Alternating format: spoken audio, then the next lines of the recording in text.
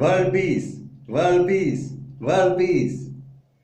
The entire world is one big family. You are my lovely family. Thanks for watching Peace Ravi TV. Good day, everybody. Vanakkam, Namaste, Namaskar, Antaniki Namaskaram, Assalamu alaikum, Sasrikal, Bonjour, Buongiorno, ¿Cómo estáis?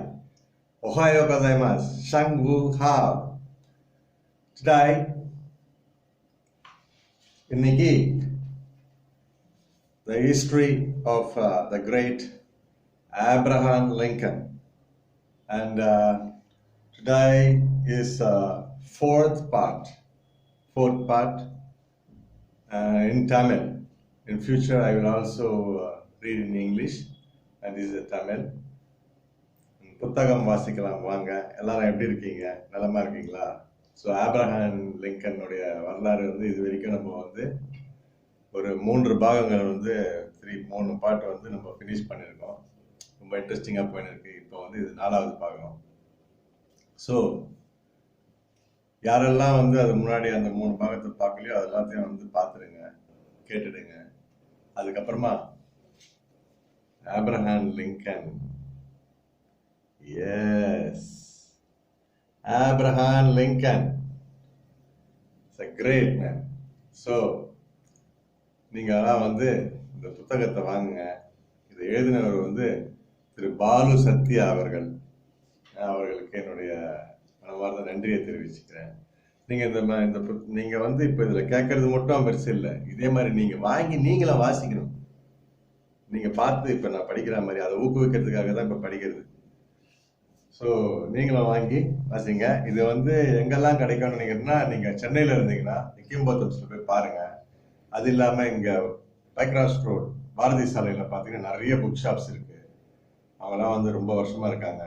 அங்கேயும் போயிட்டு கேளுங்க, நான் Abraham லிங்கனுடைய book வேணும் sir, எந்த ஆத்திரத்து இருந்தாலும் வாங்குங்க. அது இல்லாமல் பார்த்தீங்கன்னா திரு பாலு சத்யா, அது இப்போ நம்ம படித்தது நல்லா சுவாரஸ்யமாக இருக்குது அப்படின்னாக்கா அதை நீங்களே வாங்கி படிக்கணும்னா இது பாலு சத்யான்ற எழுத்தாளர் அப்படின்னு சொல்லியே கேட்டு நீங்கள் வாங்கி நீங்கள் படிக்கலாம். இதை நான் ரொம்ப வருஷத்துக்கு முன்னாடி வாங்கி வச்சுருந்தேன். ஸோ நீங்கள் போய் பாருங்கள், ஸ்டாக் கண்டிப்பாக இருக்கும். ஓகேங்களா? ஸோ இப்போ நம்ம டைரெக்டாக டாபிக்கு போவோம். பிள்ளைகளெல்லாம் வாய் விட்டு படிக்க சொல்லுங்கள். மனசுக்குள்ளேயே படிக்கிறதுலாம் வேணாம், வாயை விட்டு படிக்க சொல்லுங்கள். 1க்கு 3 தடவை படிக்க சொல்லுங்கள். ஸோ அப்போ தான் இப்போ நான் படிக்கும் போதே சில சென்டென்ஸ்லாம் திணறது நீங்கள் பார்க்கலாம். அதெல்லாம் இயற்கை. ஸோ அதனால தான் நான் திருப்பியும் கூட அந்த சென்டென்ஸை திருப்பி கூட நான் படிக்கிறேன், நீங்கள் பார்த்துருப்பீங்க. ஸோ இதெல்லாம் தான் இதில் ஏற்படும். ரொம்ப நன்றி. இன்னைக்கு நம்ம போகிற தலைப்பு பார்த்தீங்கன்னா டைட்டில் இந்த ஆப்ரஹாம் லிங்கனுடைய ஹிஸ்டரியில் பிளாக் ஹாக் யுத்தம். பிளாக் ஹாக் யுத்தம். ஓகேங்களா? பிளாக் ஹாக் யுத்தம் 1831 ஜூன் மாதம் ஆப்ரஹாம் லிங்கனும் ஆப்பட்டும் ஜான் ஹேங்ஸும் நியூ ஆர்லியன்ஸிலிருந்து கிளம்ப தயாரானார்கள். படகு ஆற்றில் இறங்கியது. செயின்ட் லூயிஸை நோக்கி படகு சென்று கொண்டிருந்தது. வழியில் ஆபட் ஆப்ரஹாமிடம் கேட்டார், ஆப்ரஹாம், என் கடையில வேலை பார்த்துக்கிட்டு என் கூடவே இருந்துட. என்ன கடை? சின்ன மளிகை கடை, நியூ சேலத்துல இருக்கு.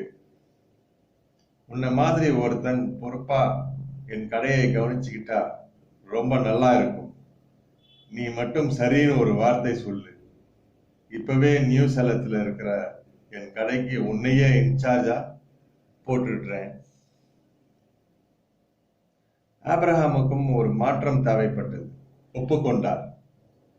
நியூ சேலம் ஸ்பிரிங்ஃபீல்டிலிருந்து கொஞ்சம்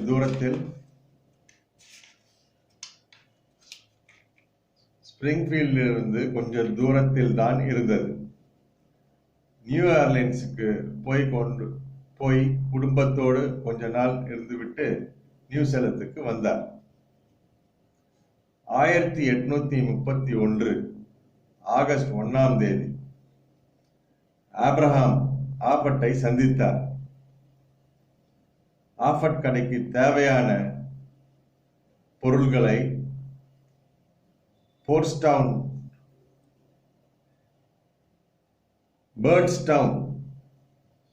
என்ற நகரத்தில் வாங்கியிருந்தார். அந்த பொருள்கள் வந்து கொண்டிருந்தன. அவை வரும் வரை ஆப்ரஹாமுக்கு செய்வதற்கு வேலை எதுவும் இல்லாமல் இருந்தது. நகரை சுற்றி சுற்றி வந்தார்.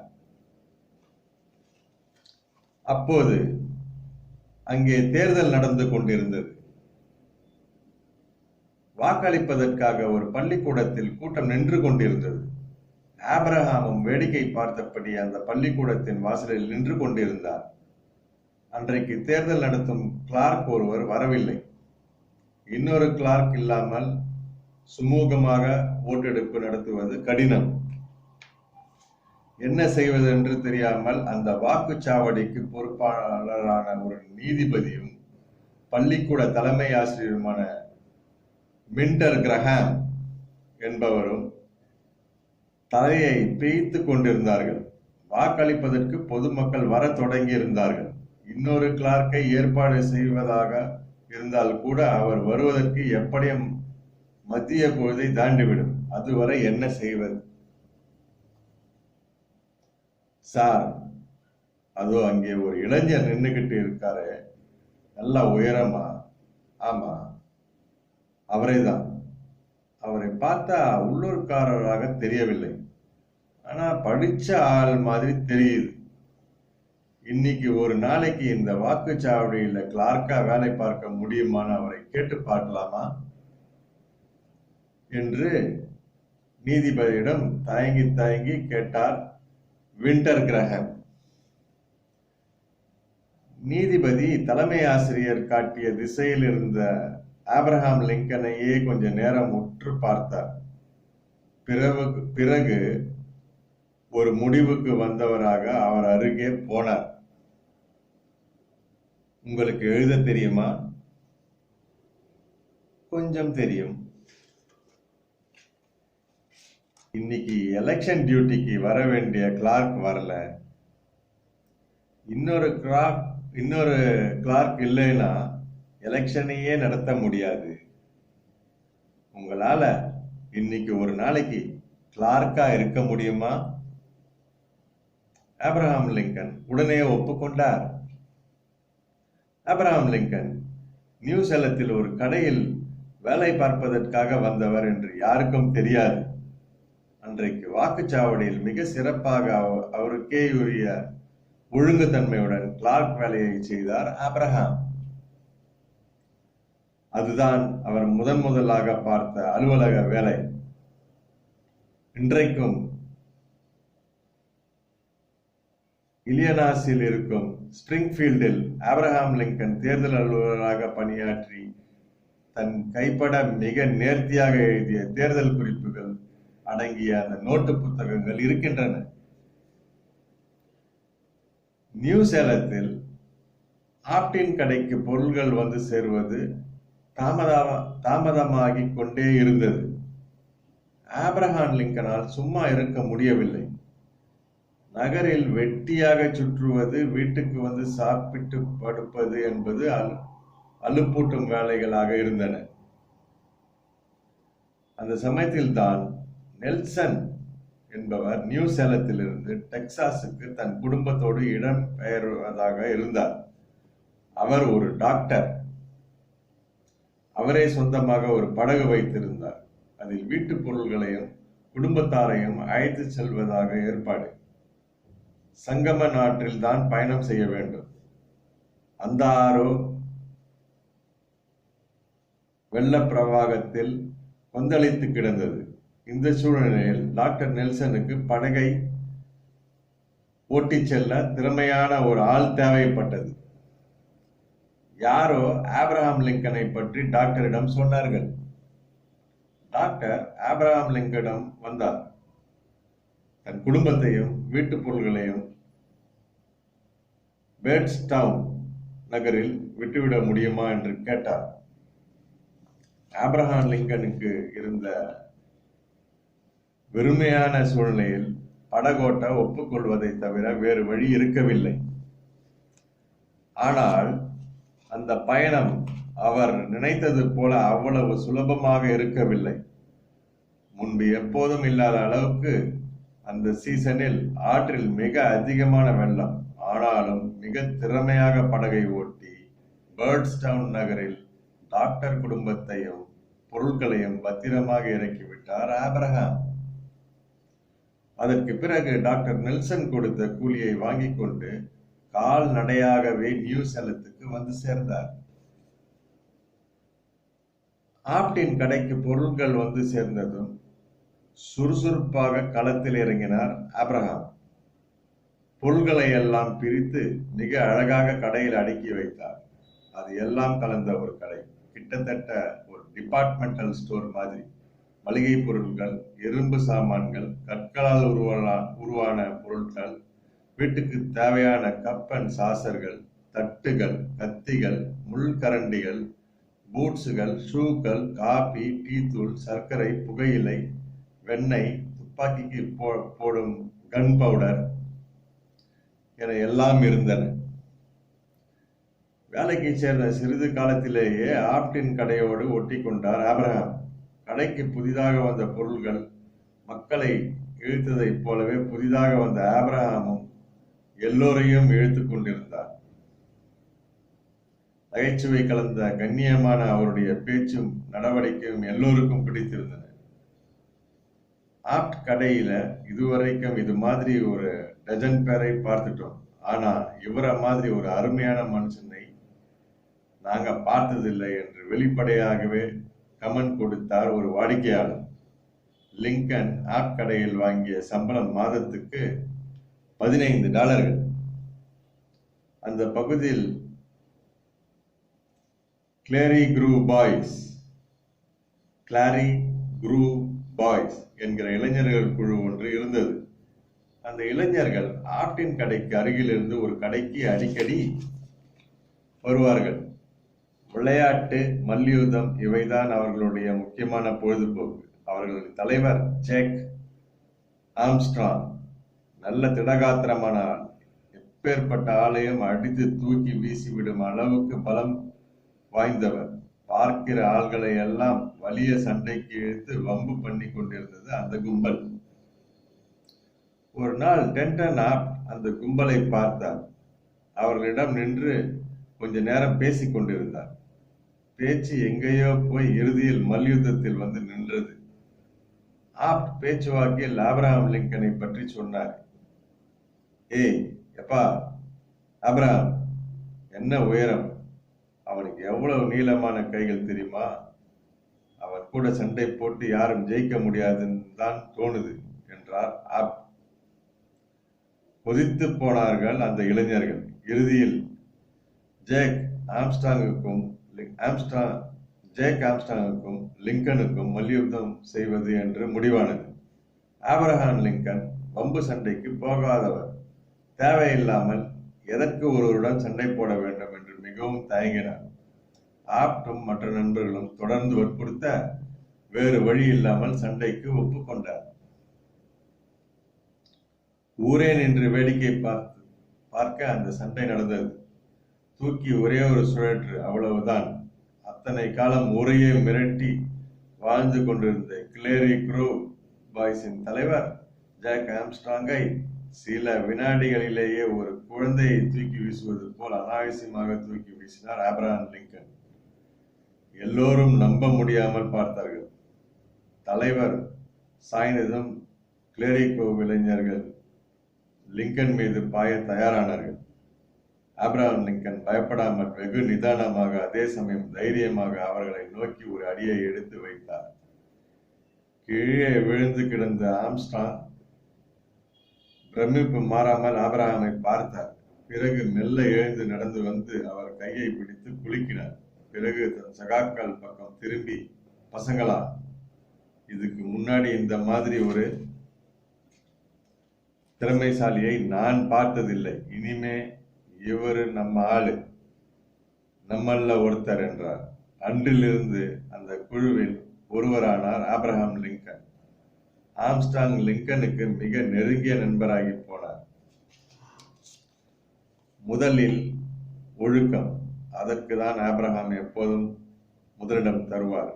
வெட்டியாக ஊர் சுற்றுவது, மது அருந்து விட்டு ஆடுவது, புகையிலை போடுவது, சிகரெட் சுருட்டு பிடித்தபடி நண்பர்களோடு அரட்டை அடிப்பது, இந்த பேச்சுக்கெல்லாம் அவர் வாழ்க்கையில் இடமே இல்லை. ஆப்டின் கடை புத்தகம் படிப்பதற்கு வசதியாக இருந்தது. ஆங்கில இலக்கணத்தை படிக்க ஆரம்பித்தார் லிங்கன். லிங்கனுக்கு இயல்பாகவே இருந்த தேடல் அறிவு தீனி போடும் இடங்களை தேடி அவரை ஓட வைத்தது. நியூசேலத்தில் பல இலக்கிய மன்றங்கள் இயங்கிக் கொண்டிருந்தன. அந்த மன்றங்களில் நடக்கும் பட்டிமன்றங்களிலும் பேச்சு போட்டிகளிலும் கலந்து கொள்வார் லிங்கன். நியூசேலத்தில் ஜான் ஆலன் என்பவர் ஒரு இலக்கிய மன்றத்தை நடத்தி வந்தார். அந்த மன்ற நடவடிக்கைகளில் தொடர்ந்து கலந்து கொண்டார் லிங்கன். சங்கம நாட்டில் கப்பல் போக்குவரத்து நடத்துவதை பற்றி அந்த மன்றத்தில் சொற்பொழிவு ஆற்றினார். அதுதான் அவருடைய முதல் சொற்பொழிவு. அதற்கு பிறகு பல இலக்கிய மன்றங்கள், பல சொற்பொழிவுகள், இப்படி பேசும் போதெல்லாம் ஒரு விஷயம் லிங்கனுக்கு தெளிவானது. அவருடைய பேச்சை மக்கள் ரசித்து கேட்டனர். அவர் பேசும்போது பொருத்தமான இடங்களில் கைதட்டி ஆரவாரம் செய்தார்கள். மெல்ல மெல்ல அவருடைய சொற்பொழிவுக்கு ரசிகரானார்கள். மிகுந்த தன்னம்பிக்கையுடைய மனிதராக ஆபிரகாம் லிங்கன் மாறத் தொடங்கியது அந்த சந்தர்ப்பத்தில் தான். நியூசேலத்தில் அவர் அணிவதற்கு நல்ல உடைகள் கிடையாது, நல்ல சாப்பாடு கிடையாது. அவ்வளவு கட்டத்திலேயும் லூயிஸ் வில்லி ஜோர்னல் என்னும் பத்திரிகைக்கு மட்டும் சந்தாவை ஒழுங்காக கட்டிவிடுவார் லிங்கன். தபாலில் தொடர்ந்து வந்து கொண்டிருந்த அந்த பத்திரிகையின் அரசியல் கொள்கைகளும் நகைச்சுவை துணுக்குகளும் லிங்கனுக்கு மிகவும் பிடிக்கும். எவ்வளவு திறமையாக நடத்தினாலும் வியாபாரம் சரியில்லை.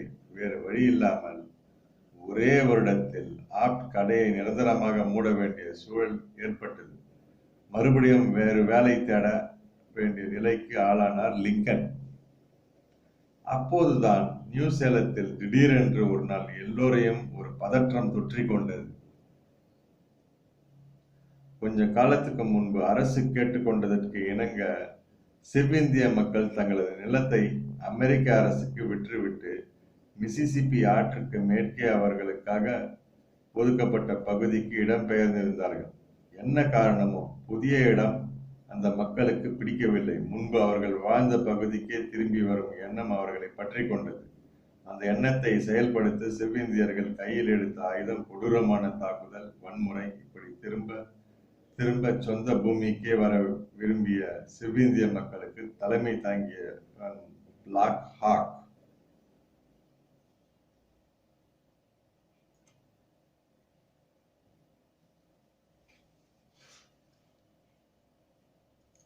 படிப்பறியில்லாத நாகரிக வாசனையை எட்டிக்கூட பிடிக்காத அந்த செவ்விந்திய மக்கள் பிளாக் ஹாக் இழுத்த இழுப்புக்கெல்லாம் கூடவே போனார்கள். கூட்டம் கூட்டமாக வெள்ளையர்களின் வீடுகளை தாக்கினார்கள், தீ வைத்து கொளுத்தினார்கள், வயல்களை நாசப்படுத்தினார்கள். கண்ணில் பட்ட வெள்ளையர்களை கொன்று குவித்தார்கள். மிரண்டு போனது அமெரிக்க அரசு. இத்தனைக்கும் பிளாக் ஹாக்கின் படையில் இருந்த செவ்விந்தியர்களின் எண்ணிக்கை 1000 கூட தாண்டாது. அது 1832 ஆண்டு வசந்த காலம். இல்லினாய்ஸ் மாகாணத்தில் இருந்த வெள்ளையர்கள் அச்சத்தில் உறைந்து போய் கிடந்தார்கள். அந்த நேரத்தில் எப்படி வருவார்கள் என்று தெரியாது. திடீரென்று செவ்விந்திய மக்களின் காட்டுப்படை வரும். வெள்ளையர்களின் வீடுகளை சூறையாடிவிட்டு போய்விடும். ஆளுநர் ஜான் ரெனால்ட்ஸ் செவ்விந்திய படைகளுக்கு எதிராக போராட்டம் நடத்த நாட்டு மக்களுக்கும் வீரர்களுக்கும் அறைகூவல் விடுத்தார். அப்போது இல்லினாய்ஸில் இருந்த படை பயிற்சியும் கட்டுக்கோப்பும் கொண்ட படை அல்ல. படையில் வெவ்வேறு வயதை சேர்ந்தவர்கள் இருந்தார்கள். 18 வயதுடைய இளைஞனும் 45 வயதுடைய நடுத்தர வயதுக்காரரும் படையில் இருந்தார்கள். அமெரிக்கா முழுவதும் இருந்த எல்லா படைப்பிரிவிலும் இந்த நிலைமைதான் இருந்தது. வேண்டியதெல்லாம் உடல் தகுதி மட்டும்தான். செவ்விந்தியர்களுக்கு எதிராக நடந்த அந்த போர் பிளாக் ஹாக் யுத்தம் என்று அழைக்கப்பட்டது. அந்த போரில் ஆபிரகாம் லிங்கனும் கலந்து கொண்டார். அவருடைய நண்பர்களும் தோழர்களும் அடங்கிய படைப்பிரிவுக்கு ஆபிரகாம் லிங்கன் தான் தளபதி. அவருடைய நண்பரான ஜேக் ஆம்ஸ்ட்ராங் அவரது முதல் உதவியாளர்.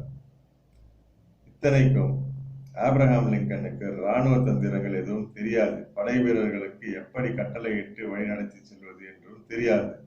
ஆனால் அவரால் எவ்வளவு முடியுமோ அவ்வளவு சிறப்பாக பணியாற்றினார். அவரது படை வட திசையிலும் மேற்கு திசையிலுமாக மிசிசிப்பி ஆற்றை நோக்கி பயணம் செய்தது. மிசிசிப்பி ஆற்றை அடையும் வரை அவர்கள் கண்ணில் எந்த செவ்விந்தியனும் படவில்லை. லிங்கனின் படையில் இருந்த இளைஞர்களில் பெரும்பாலானோர் வனப்பகுதியில் இருந்தும் கிராம பகுதியில் இருந்தும் வந்தவர்கள். எனவே முரட்டு குணத்தோடு இருந்தார்கள். அவர்களை கட்டுப்படுத்துவது லிங்கனுக்கு மிக கடினமாக இருந்தது. ஆனால் அந்த படையில் இருந்த அத்தனை பேரும் ஆபிரகாம் லிங்கன் மேல் மிகுந்த மரியாதை வைத்திருந்தார்கள். ஆனால் ஆபிரகாம் லிங்கன் படை வீரர்கள் சில வாரங்களிலேயே களைத்து போனார்கள். எந்த செவ்விந்தியனும் எதிர்படவில்லை, சண்டையும் இல்லை. இந்த சூழ்நிலையில் எல்லோருக்கும் வீட்டுக்கு திரும்ப வேண்டும் என்ற எண்ணமே மேலோங்கி இருந்தது. ஆனால் படை தளபதி லிங்கனுக்கு எதையும் பாதியில் விட்டுவிட்டு வருவதற்கு மனமில்லை. படையிலிருந்து பிரிந்து போனவர்களை விட்டுவிட்டு மீதி படை வீரர்களும் விடாமல் முன்னேறி கொண்டே இருந்தார். கரடு முரடான மலை காட்டுப்பாதையில் அவருடைய படை முன்னேறி சென்று கொண்டே இருந்தது. முக்கியமான படை வீரர்களும் தன்னார்வ தொண்டர்களும் இருந்த முகாம் வடக்கு இலியானாஸில் ராக் ஆற்றின் கரையில் இருந்தது. அந்த கரையை அடைந்தது ஆபிரகாமின் படை. இங்குதான் ஒரு இளம் வயது லெப்டினன்ட்டை சந்தித்தார் லிங்கன். அவர் பெயர் ஜெபர்சன் டேவிஸ். அழகான இளைஞனாக இல்லாமல் முரட்டுத்தனம் நிறைந்த ஒரு வேட்டைக்காரனை போல் இருந்தார் ஜெபர்சன். இருவரும் பேசிய ஒருவரை பற்றி ஒருவர் நிறைய தெரிந்து கொண்டார்கள், நண்பர்களானார்கள். அதற்கு பிறகு 3 வாரங்கள் கழித்து போர் முடிவுக்கு வந்தது. செவ்விந்தியர்கள் அடித்து விரட்டப்பட்டார்கள். பிளாக் ஹாக் கைது செய்யப்பட்டான். அந்த போரில் ஆபிரகாம் லிங்கன் எந்த சண்டையும் போடவில்லை. அந்த வாய்ப்பு அவருக்கு கிடைக்கவில்லை. ஆனால் போரில் பங்கேற்றுக் கொண்டதற்காக சம்பளம் கிடைத்தது $125. அந்த வருடம் ஜூன் மாதம் அவருடைய படை நியூ சேலத்துக்கு திரும்பியது. அப்போது ஆபிரகாம் வயது 23. 1832 லிங்கன் நியூ சேலத்துக்கு திரும்பிய போது மாநில சட்டமன்ற தேர்தலுக்கு 1 வாரங்கள் இருந்தது. அக்கம் பக்கத்தவர்களும் நண்பர்களும் ஆபிரகாம் லிங்கனை தேர்தலில் போட்டியிட சொல்லி வற்புறுத்தினார்கள். ஆபிரகாம், நீங்கள் மேடையில் பிரமாதமாக பேசுறீங்க, நல்லா படிச்சிருக்கீங்க, ரொம்ப நல்லவரா வேற இருக்கீங்க. நீங்க ஏன் தேர்தலில் போட்டி போடக்கூடாது? ஏன் தேர்தலில் போட்டி போடக்கூடாது? நல்லா படிச்சிருக்கீங்க, நல்லா இருக்கிறீங்க, நல்லா பேசுறீங்க, ஏன் தேர்தலில் போட்டி போடக்கூடாது? நீங்க இந்த கேள்வியை கிட்டத்தட்ட எல்லோருமே கேட்டார்கள். ஆபிரகாம் லிங்கனும் தேர்தலில் போட்டியிடுவது என்று முடிவு செய்தார். வேட்புமனு தாக்கல் செய்தார். அதற்கு அடுத்த கட்டம் வேற என்ன? பிரச்சாரம்தான். ஸ்பிரிங்ஃபீல்டில் இருந்து 12 மைல் தொலைவில் இருந்த பாப்ஸ்வில்லி என்ற ஊரில் தமது முதல் தேர்தல் பிரச்சார உரையை நிகழ்த்தினார் ஆபிரகாம் லிங்கன். கனவான்களே, குடிமக்களே, உங்கள் எல்லோருக்கும் என்னை தெரிந்திருக்கும் என்று நினைக்கிறேன். நான் தான் அந்த எளிமையான ஆபிரகாம் லிங்கன். இந்த சட்டமன்ற தேர்தலுக்கு ஒரு வேட்பாளராக என்னுடைய நண்பர்களின் வேண்டுகோளுக்கு இணங்கி நான் போட்டியிடுகிறேன். எனது அரசியல் மிகவும் சிறியது, இனிமையானது. நான் வங்கிகள் தேசியமயமாக்கப்படுவதை ஆதரிக்கிறேன். உள்நாட்டு வளர்ச்சி திட்டங்களுக்கு நான் எப்போதும் ஆதரவளிப்பேன். கடுமையான விலைவாசி உயர்வை கட்டுப்படுத்துவேன். நான் தேர்ந்தெடுக்கப்பட்டால் உங்களுக்கு மிகவும் நன்றியுடனாக இருப்பேன். நீங்கள் எனக்கு ஓட்டு போடவில்லை என்றாலும் அதே நன்றியுடன் இருப்பேன். ஆபிரகாம் உயரமான கரடுமுரடான தோற்றமுள்ள மனிதர். அதற்கேற்றாற்போல் கைத்தறி துணியில் செய்யப்பட்ட முரட்டு கோட்டையும் பேண்டையும் அவர் அப்போது அணிந்திருந்தார். அந்த சூழ்நிலையில் அவருடைய உருவத்தை மட்டும் பார்த்து ஓட்டு போடுவதென்றால் யாருமே போட மாட்டார்கள். அதுதான் நடந்தது. அந்த தேர்தலில் ஆபிரகாம் லிங்கன் தோற்று போனார். அவர் பெற்ற மொத்த வாக்குகள் 277. ஒரே ஆறுதல், அவர் அப்போது வாழ்ந்த நியூசேலம் பகுதியில் இருந்த மொத்த வாக்காளர்களின் எண்ணிக்கை 284. அதில் 277 வாக்குகளை அவர் பெற்றிருந்தது பெரிய விஷயம்தான். தேர்தலில் தோல்வி இருந்தாலும் துவண்டு போகவில்லை. தேர்தலில் தோல்வி, திருப்பி படிக்கிறேன், தேர்தலில் தோல்வி இருந்தாலும் துவண்டு போகவில்லை லிங்கன். ஆனால் இன்னொன்றை நினைத்து அவர் பயந்து போயிருந்தார். எதிர்காலம். ஆர்டின் கடை இல்லை, செய்வதற்கு வேலையும் இல்லை, என்னதான் செய்வது? பெர்ரி என்ற லிங்கனின் நண்பர் அந்த யோசனையை சொன்னார். ஆபிரகாம், நம்ம 2 பேரும் சேர்ந்து ஒரு கடையை ஆரம்பிச்சா என்ன?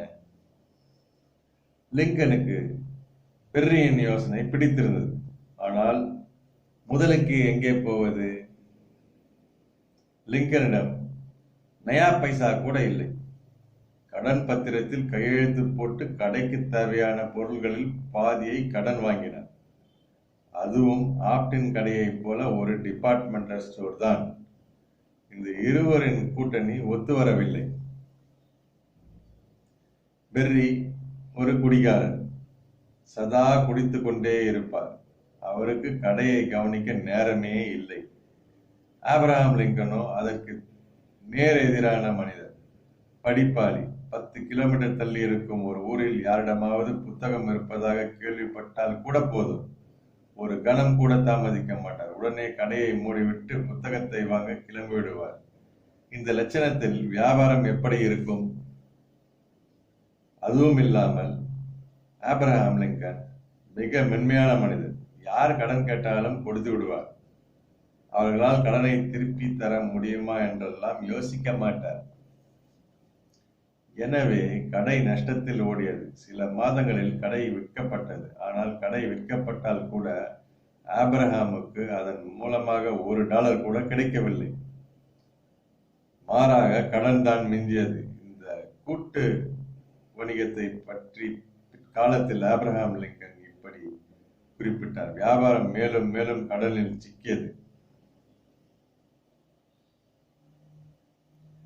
கடையை விற்ற சிறிது காலத்தில் பெர்ரி இறந்து போனார். கடையின் நஷ்டமெல்லாம் கடனாக ஆபிரகாமின் தலையில் விழுந்தது.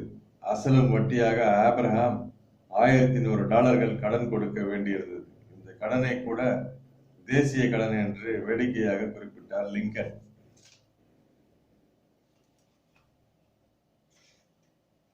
ஆபிரகாம் கடன்பட்டது கூட்டு வியாபாரத்தில். அவர் நினைத்திருந்தால் முழு கடனுக்கும் தான் பொறுப்பேற்க முடியாது என்று கடன் கொடுத்தவர்களிடம் வாதாடி இருக்கலாம். சட்டத்தின் உதவியை நாடி இருக்கலாம். இது எதையுமே செய்யவில்லை லிங்கன். கடன் தொகைக்கான முழு பொறுப்பையும் ஏற்றார். 1847 ஆண்டு வரை கொஞ்சம் கொஞ்சமாக பணத்தை கட்டி மொத்த கடனையும் அடைத்து விட்டார். அதனால்தான் நாணயமான ஆபிரகாம் என்ற அடைமொழி அவருக்கு கிடைத்தது. ஆபிரகாம் நஷ்டத்தில் கடையை நடத்தி கொண்டிருந்தாலும் நேர்மையையோ நாணயத்தையோ ஒருபோதும் கைவிட்டதில்லை. ஒரு நாள் கடையை மூடும் நேரம் வந்ததும் அன்றைய வரவு செலவு கணக்குகளை பார்த்தார் லிங்கன். கையிருப்பு கூடுதலாக இருந்தது. ரொம்ப அதிகம் இல்லை, 6 சென்ட்டுகள் தான். எப்படி 6 சென்ட்டுகள் பணம் அதிகமாக இருக்கிறது? யோசித்து யோசித்து பார்த்தால் லிங்கன் யாரோ அதிகமாக பணத்தை கொடுத்து விட்டு போயிருப்பது புரிந்தது. யாராக இருக்கும்? அதிக பணம் கொடுத்து பொருளை வாங்கி கொண்டு போனது யார் என்பதை ஒரு வழியாக கண்டுபிடித்து விட்டார் லிங்கன். கடையை மூடும் நேரத்தில் பொருள் வாங்கி போன பெண் $2 6 சென்ட்டுகள் பணத்தை கொடுத்து விட்டு போயிருந்தார். அந்த பெண்ணின் பெயர் திருமதி டன்கன். அந்த பெண்ணை ஆப்ரஹாம் லிங்கனுக்கு நன்றாக தெரியும். அவரது வீடு 2 மைல்கள் தொலைவில் இருந்தது. லிங்கன் கடையை மூடிவிட்டு நடந்தார். 2 மைல் தொலைவில் இருந்த திருமதி டன்கன் வீட்டுக்கு போய் அவரிடம் 6 சென்ட்டுகள் பணத்தை கொடுத்தார். நடந்தே வீட்டுக்கு திரும்பினார். அன்று இரவு மிக நிம்மதியாக உறங்கினார். அதே போல இன்னொரு சம்பவம் கடையில் நடந்தது. இரவு நேரம் கடையை அடைக்கும் வேலையில் இறங்கியிருந்தார் லிங்கன். அப்போது ஒரு பெண் வந்தார். டீ தூள் வேணும். எவ்வளவு? ½ பவுண்ட். ஆபிரகாம் அந்த பெண்ணிடம் பணத்தை வாங்கி கொண்டு மளமளவென்று டீ தூளை அளந்து கொடுத்தார். அந்த பெண் போனதும் கடையை மூடிவிட்டு வீட்டுக்கு போனார். அடுத்த நாள் கடையை திறந்ததும் எதேச்சையாக திரும்பி பார்த்தோம். ஆபிரகாம் அதிர்ந்து போனார். ½ பவுண்ட் டீ தூள் என்பது கிட்டத்தட்ட 8 அவுன்ஸ். முதல் நாள் டீ தூள் வாங்கிய பெண்ணுக்கு 4 அவுன்ஸ்களைத்தான் அளந்து போட்டிருந்தது தெரிந்தது. அதாவது ½ பவுண்டுக்கு பதிலாக 1/4 பவுண்ட் டீ தூள். ஆபிரகாம் உடனே 1/4 பவுண்ட் டீ தூளை அளந்து பொட்டலம் கட்டி எடுத்துக்கொண்டார். கடையை பூட்டினார். அந்த பெண்ணின் வீட்டுக்கு போய் அவரிடம் மன்னிப்பு கேட்டு 1/4 பவுண்ட் டீ தூளை கொடுத்து விட்டு வந்தார். 1833 நியூ சேலத்தில் இருந்த போஸ்ட் ஆபீஸுக்கு போஸ்ட் மாஸ்டராக ஆப்ரஹாம் லிங்கன் நியமிக்கப்பட்டார். ஏனென்றால் நியூ சேலத்தில் இருந்த யாரிடமும் போஸ்ட் மாஸ்டராக இருக்கும் தகுதி லிங்கனுக்கு தான் இருக்கிறது என்று அரசு கருதியது. இது கரெக்டா படிக்கணும். நியூ சேலத்தில் இருந்த யாரை விடவும்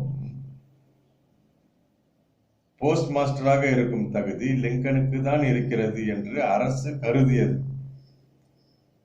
ஹில் என்பவரின் கடையின் ஒரு பகுதியில் போஸ்ட் ஆபீஸ் இருந்தது. அங்குதான் லிங்கனுக்கும் வேலை.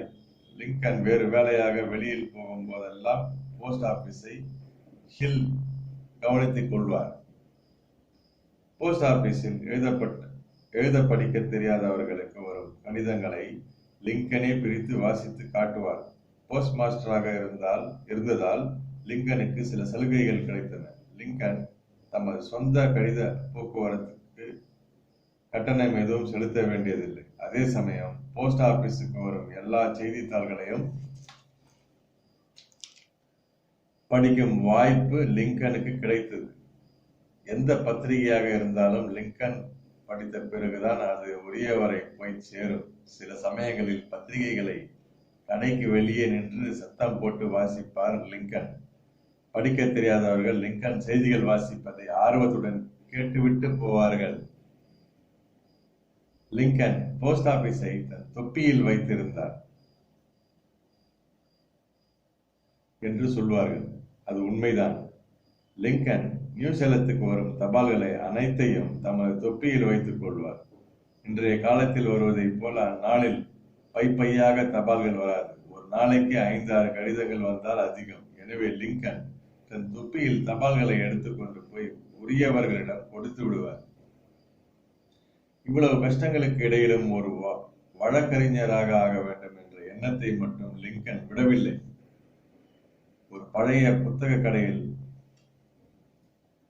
பிளாக்ஸ்டோன்ஸ் கமெண்ட்ரீஸ் என்ற புத்தகத்தை ஏலத்தில் வாங்கினார். சில வாரங்கள் தான் அந்த புத்தகத்தை படித்தார். புத்தகம் முழுவதும் மனப்பாடமாகிவிட்டது லிங்கனுக்கு. இன்னொரு புத்தகத்தை ஒரு பழைய புத்தக கடையில் ஏலத்தில் எடுத்தார்.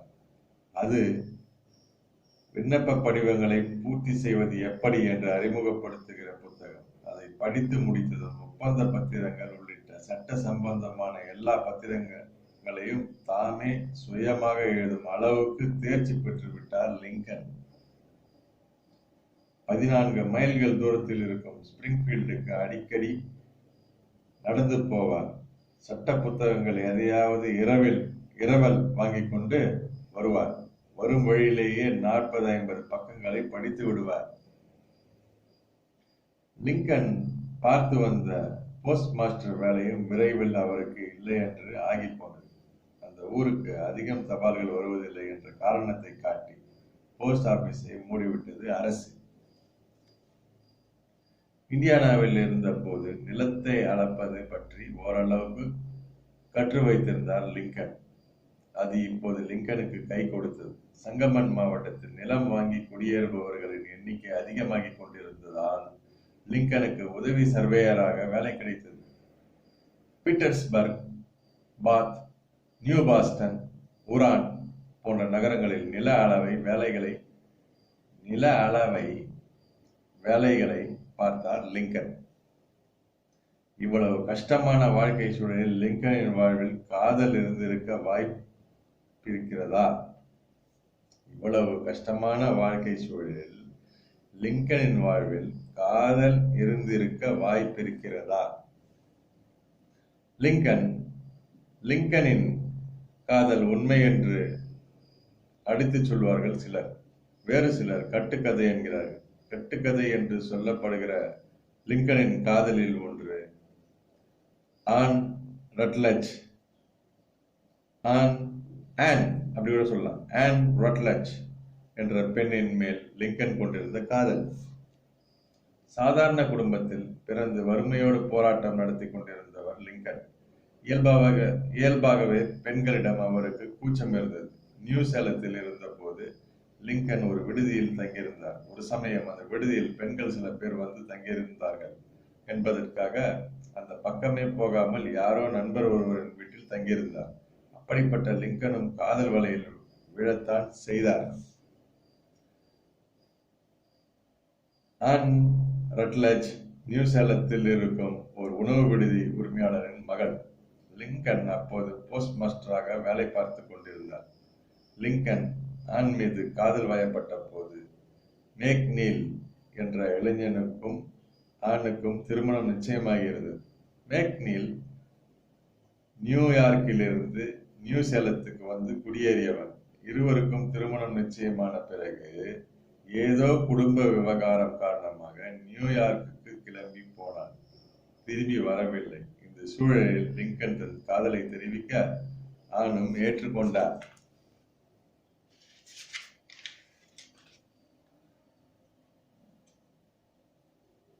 ஒரு வழக்கறிஞராக ஆனதும் ஆன் ரட்லஜை திருமணம் செய்து கொள்வது என்று முடிவெடுத்திருந்தார் லிங்கன். அதற்குள் விஷக்காய்ச்சல் தாக்கி படுத்த படுக்கையாகி கிடந்த ஆன் ரட்லஜ் ஒரு நாள் இறந்து போனார். ஆணை இழந்த லிங்கன் பரிதவித்து போனார். கிட்டத்தட்ட பித்து பிடித்த நிலை.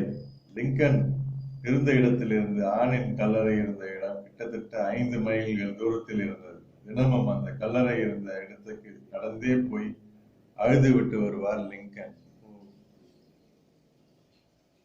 மழை பெய்தால் அவருடைய கல்லறை நனையுமே என்று அழுவார். பனி பெய்தால் ஆணுக்கு குளிருமே என்று பதறுவார்.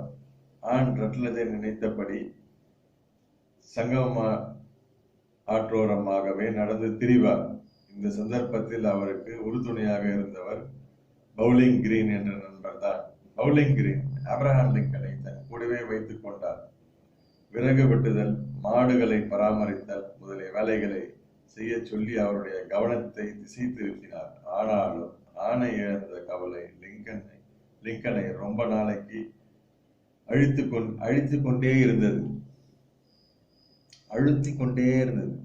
பிரஷர். லிங்கன் ஆண் காதல் அமெரிக்காவிற்கே தெரிந்திருந்தாலும் லிங்கன் ஒரு முறை கூட ஆணின் பெயரை உச்சரித்ததில்லை.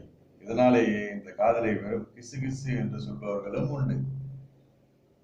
அதே போல நியூ சேலத்தில் இருந்த மேரி ஓவன்ஸ் என்கிற பெண்ணையும் லிங்கன் காதலித்ததாக சொல்லப்படுவதுண்டு. ஆனால் என்ன காரணத்தாலோ மேரி ஓவன்ஸ் லிங்கனின் காதலை ஏற்கவில்லை. லிங்கனின் இந்த இரு காதல் விவகாரங்களையும் ஊடகங்கள் வரைந்து கட்டி கொண்டு எழுதி தீர்த்தன. அதுவும் அவர் அமெரிக்க ஜனாதிபதியான பிறகு இந்த கனலை ஊதி ஊதி பெரிதாக்கின ஊடகங்கள். லிங்கன் ஒரு சாதாரண மனிதராகவே இறுதி வரை வாழ்ந்திருந்தால் இந்த காதல்கள் அம்பலத்துக்கு வந்திருக்காது. ஆனால் இறுதி வரை லிங்கன் தன் காதலை பற்றி யார் கேட்டாலும் வாயை திறக்கவில்லை. இலியானாஸில் சட்டமன்ற உறுப்பினர்கள் 2 ஆண்டு காலத்துக்கு தான் பதவியில் இருக்க முடியும். எனவே 1834ஆம் ஆண்டு மறுபடியும் தேர்தல் வந்துவிட்டது. இந்த முறையும் தேர்தல் ஜுரத்துக்கு ஆளானார் லிங்கன். அப்போது பலம் வாய்ந்த கட்சிகளாக இருந்தவை 2: ஜனநாயக கட்சி, விக் கட்சி. லிங்கன் விக் கட்சியின் உறுப்பினர். லிங்கன் விக் கட்சியின் சார்பாகத்தான் போட்டியிட்டார். ஆனால் ஜனநாயக கட்சியில் இருந்த சிலரும் லிங்கனை ஆதரித்தார்கள். எனவே மற்ற வேட்பாளர்களை விட மிக அதிகமான வாக்கு வித்தியாசத்தில் வெற்றி பெற்றார். லிங்கன் தேர்தலில் வேட்பாளராக போட்டியிட்ட போது நடந்த சம்பவம் ஒன்றை பார்ப்போம். அவரது வெற்றி வாய்ப்பு எவ்வளவு தெளிவாக இருந்தது என்பது புரியும். சட்டமன்ற உறுப்பினர் பதவிக்கு போட்டியிடுகிறாரே லிங்கன், யாருங்க அவரு என்று தன் நண்பர் ஹெர்னாண்டனிடம் கேட்டார் டாக்டர் பேரட். நாளைக்கு பெர்லினுக்கு போங்க, அங்கதான் அவர் நாளைக்கு பேச போறாரு. அவர் பேசுறதை கேளுங்க. அதுக்கப்புறம் அவர் யாருன்னு நீங்க தெரிஞ்சுக்குவீங்க. அடுத்த நாள் இருவரும் லிங்கன் பேச போகிற இடத்துக்கு போனார்கள். லிங்கனை பார்த்ததும் டாக்டர் பேரட்டால் ஆச்சரியத்தையும் அதிர்ச்சியையும் கட்டுப்படுத்த முடியவில்லை. அவர் பார்வைக்கு லிங்கன் உயரமான, அழகற்ற சாதாரண மனிதர், அவ்வளவுதான். நம்ம விக் கட்சிக்கு இவரை விட நல்ல வேட்பாளர் யாரும் கிடைக்கலையா? ஒருவேளை இந்த மனுஷர் எலெக்ஷன்ல ஜெயிச்சு சட்டமன்றத்துக்கு போனார்னா இவரோட தோற்றமே இவருக்கு எதிரியாக மாறிடும். சிறிது நேரம் கழித்து லிங்கன் மேடையில் எழுந்து நின்றார். பேச ஆரம்பித்தார். டாக்டர் பேரட் அசுவாரஸ்யமாகத்தான் முதலில் லிங்கனின் பேச்சை கேட்டார். சிறிது நேரமானது. லிங்கனின் பேச்சில் இனம் புரியாத வசிய மந்திரம் ஏதோ இருப்பது புரிந்தது. எல்லோரும் வெகு சிரத்தையாக லிங்கனின் பேச்சை ரசித்து கேட்பதை கவனித்தார். மேலும் கொஞ்ச நேரமானது.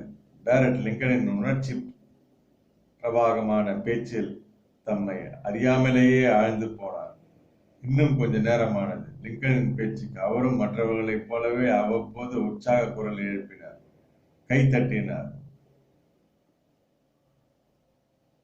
நெக்குருகினார், தழுத்தழுத்தார். சுருக்கமாக சொல்ல வேண்டும் என்றால் பேரட் லிங்கனின்